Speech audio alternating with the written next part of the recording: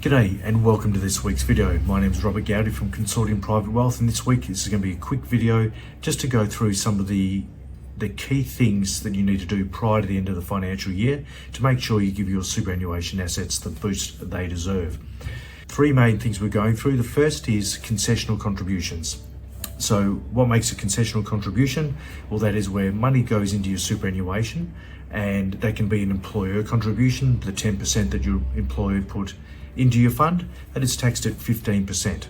You also have the option to put a salary sacrifice, which is your pre-tax dollars going into superannuation again at that 15%, or making a lump sum prior to the end of the year and claiming that as a tax deduction. And again, that's at 15% instead of your marginal tax rate, which can be as high as 45% plus Medicare. So a huge tax saving between 15% and marginal tax rate, which on average is around that nearly 35%. So that's a 20% saving by doing that. This is the first financial year where we've seen the concessional contributions go up from $25,000 per individual up to $27,500. So for those that haven't made an alteration, you can assess what's been put in by your employer and yourself during the financial year, and you can do a lump sum top up before June 30. It has to land into your superannuation fund to be able to claim it.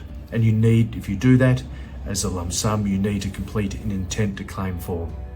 And that's really important. Another thing to do to work out with concessional contributions, if you've had a substantial tax event during the year, you've sold investment property, sold some shares where there are capital gains, in that scenario, you may want to utilize the carry forward concessional contributions. This is where, going back to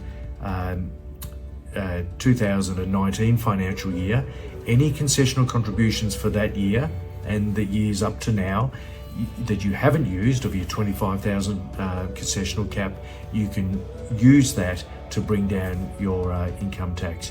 Your superannuation fund needs to be valued at less than $500,000 at the start of the financial year to be able to utilize that. So if you have a significant tax event where saying, well, geez, there's going to be a lot of tax here, you can use the carry forward concessional rules.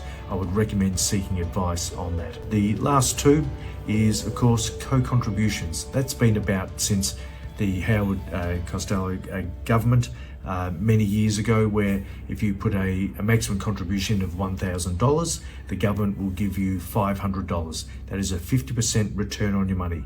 To be eligible for the maximum co-contribution, you need to be earning about $42,000 or less. Put in $1,000 and do a tax return, and the government will give you free $500. It goes into your super for later on, so you don't get it now, but that is a 50% return on your money and well worth doing. The last, which is a bit more obscure, is the spouse contribution, where if you're earning less than $37,000 per year, or your spouse is, and your spouse puts in $3,000 of after-tax money, so you're not claiming it as a tax deduction, your spouse will receive a 18% tax rebate. So it's not a contribution to super, it's a reduction in your tax.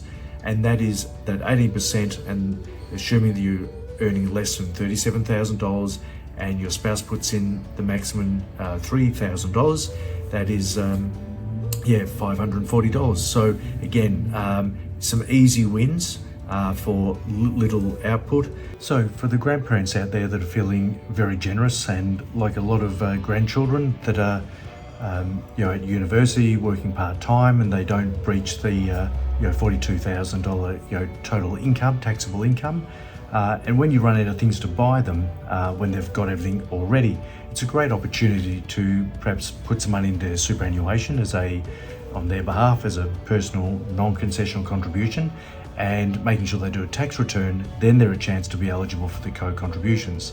So the ultra generous grandparents who put $1,000 into their super, and as a general rule, most kids won't do that. That $1,000 goes in, and if they're earning under 42 grand, they will get $500 for free from the government into their superannuation fund.